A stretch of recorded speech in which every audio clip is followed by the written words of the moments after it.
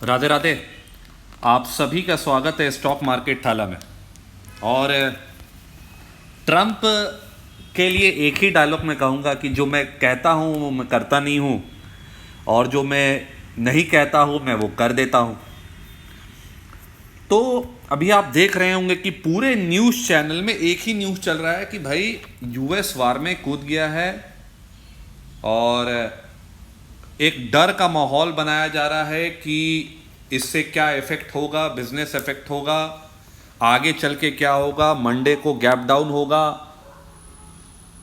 देखिए, मार्केट्स को ना हमेशा अहेड ऑफ टाइम पता होता है, तो मार्केट्स ये भी डिस्काउंट करके चल रहा होगा कि भाई ट्रंप अटैक कर सकता है 2 हफ्ता बाद भी या 1 हफ्ता में, तो और कोई मेजर अटैक नहीं किया। 3 साइट पे एकदम प्रिसीजन के साथ बम जाके गिराया है, और इतना बड़ा दुनिया है, एक आध देश आपस में लड़ते रहे उससे पूरे दुनिया में बहुत ज़्यादा फर्क नहीं पड़ता है।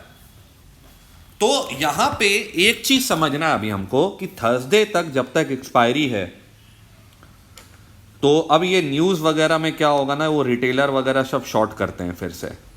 मेरा जो स्ट्रैटेजी रहने वाला है वो यही रहने वाला है कि मैं ऊपर जाने के लिए देखूंगा, पुट सेल करने का चांसेस देखूंगा, क्योंकि ये सब न्यूज़ में रिटेलर शॉर्ट करते हैं और यही मौका ढूंढते हैं बड़े लोग कि कैसे फंसा के ऊपर भेजा जाए, क्योंकि अब थर्सडे को मंथली एक्सपायरी है और लोग फंसे हुए हैं नीचे की पोजीशंस में, तो अब उनको निकलने का जगह मिलना थोड़ा डिफिकल्ट है, और मार्केट ओवरबॉट अभी अच्छे से नहीं हुआ है। ये एक चीज है जो देखिए, मार्केट राइज करना शुरू किया on the backdrop of news, negative sentiment, negative results. तो अब ना बहुत शॉर्ट्स डेवलप हुए मार्केट में। तो जब बहुत शॉर्ट्स डेवलप हुए ना, तो अब क्या होता है, अब जब ऐसा सिनेरियो होता है ना, तो बहुत लंबा टाइम तक मार्केट ऊपर सस्टेन कर जाता है और ओवरबॉट जाने के बाद ही गिर पाता है, जब लोग मंदी का सोचना छोड़ देते हैं। अब देखिए, एक मैं और आज चार्ट आपके साथ स्टडी करूंगा, आपको चार्ट देखना भी सिखाऊंगा कि लास्ट टाइम जब ऐसा फॉल आया 21-22 में, वीकली चार्ट है ये निफ्टी का, तो कितना बार करेक्शन आया। मतलब उस समय तो हालांकि मेजर करेक्शन नहीं था, 10-10%, लेकिन फिर भी अच्छा था।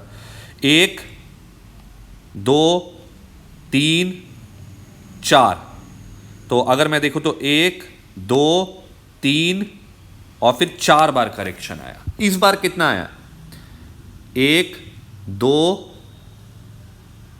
3, ये न्यूज वाला था, है ना, तो मैं बोल सकता हूं 3, मैं बोल सकता हूं फिर भी 3, जैसे 1 2, फिर ये तो बीच में ऊपर गया था 3 4, मतलब 3 मैं बोलूंगा, 3 करेक्शन है यहां पे।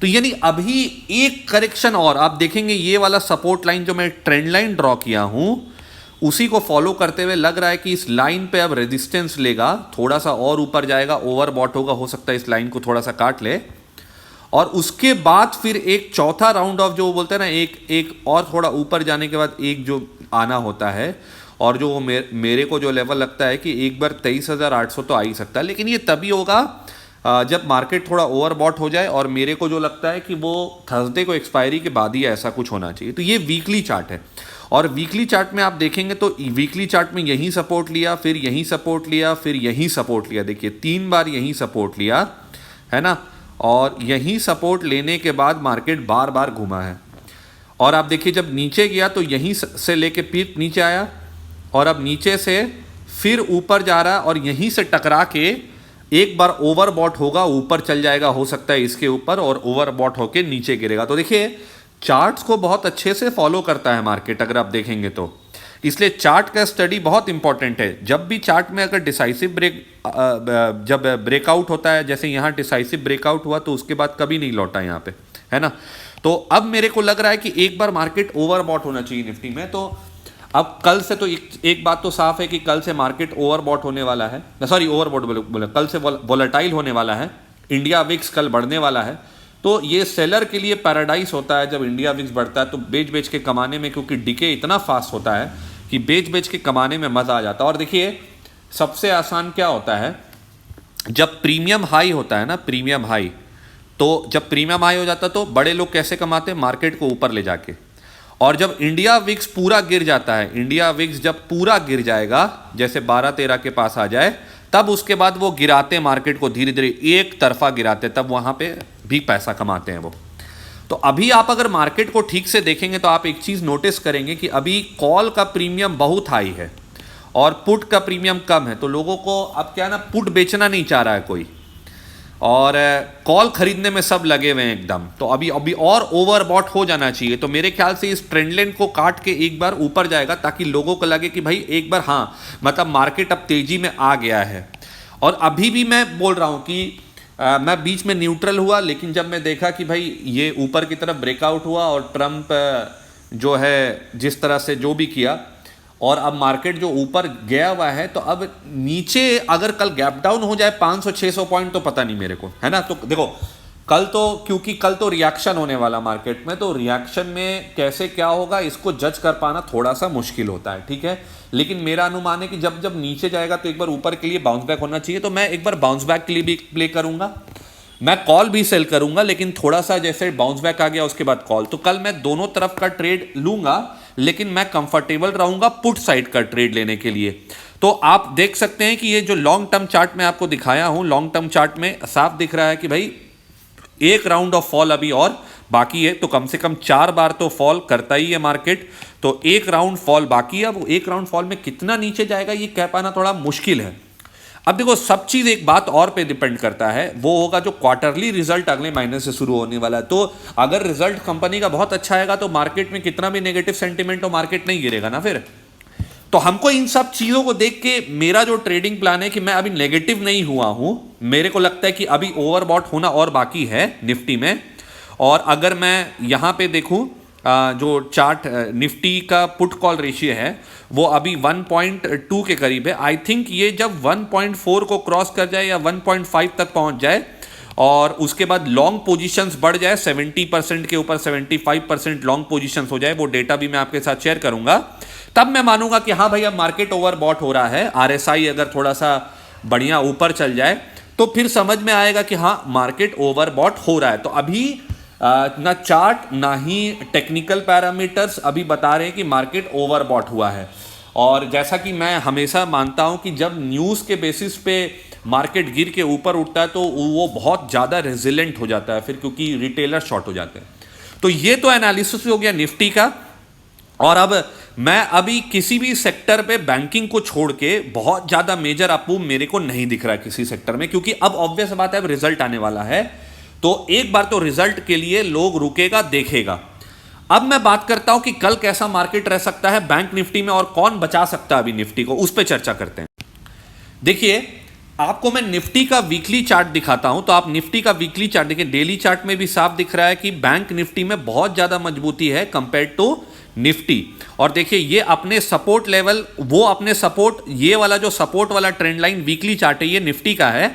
अगर आप देखेंगे तो ये अभी रेजिस्टेंस ले रहा है अपने, ये जो ट्रेंड लाइन है जहां पे वो सपोर्ट लेके ऊपर गया था और जहां रिजेक्शन लेता है, यहां पे अभी वो रेजिस्टेंस ले सकता है। अभी इसको क्रॉस करके ऊपर नहीं गया, ये वीकली वाला है। पर अगर आप बैंक निफ्टी को देखेंगे तो बैंक निफ्टी जो अपना लॉन्ग टर्म सपोर्ट है, वीकली चार्ट में जो लॉन्ग टर्म सपोर्ट लाइन बन रहा है उसके काफी ऊपर है।